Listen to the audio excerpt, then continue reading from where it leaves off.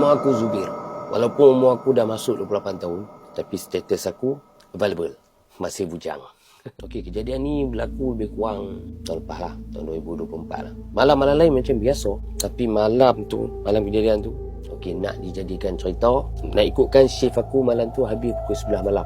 Tapi oleh kerana ada salah satu mesin yang ada problem, oh my god, aku terpaksa stay back sampai lebih kurang dalam pukul 1 lebih, dekat-dekat pukul 2 juga, untuk nak atasi masalah mesin. Aku penggalah beg dan aku pergi agak motor kan. Masa tu aku keluar, aku seorang yang dekat tempat parking motor. Belum sampai masuk jalan besar tu, ada satu lorong tau. Lorong memang jalan shortcut. Jalan tu bukan saidu aku guna.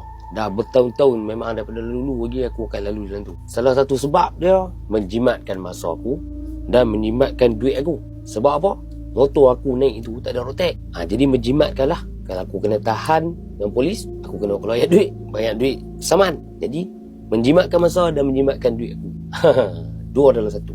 Alright. Masa aku keluar tu tak ada apa-apa perasaan. Tapi bila dah keluar daripada kawasan kilang tu dan nak masuk ke lorong yang selalu aku masuk tu, lorong jalan pintas tu, aku rasa lain macam ni. Dia jadi sunyi gila jalan tu. Angin malam tu dia rasa macam iyalah malam memang kita tahu kita sejuk, tapi aku bukan sekali dua lalu jalan tu, tapi malam tu aku rasa lain macam ni kata kan. Sejuk dia tu bukan main, sejuk dia boleh menggigit tau.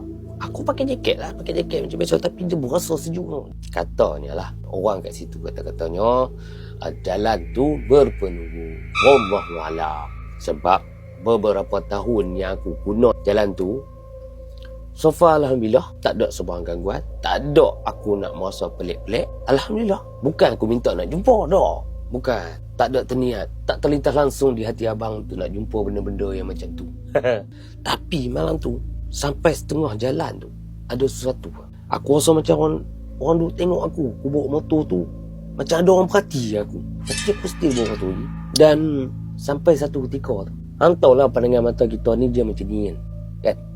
Bila hang bawa motor, hang walaupun tengok depan, hang akan nampak benda lalu. Aku berhenti. Aku keluarkan radio tu, aku pegang. Enjin motor tak mati, aku pegang. Dan aku tengok betul-betul. Tiba-tiba geng, dia bunyi pula. Zubir. Aku terkejut geng. Automatik aku baling radio aku.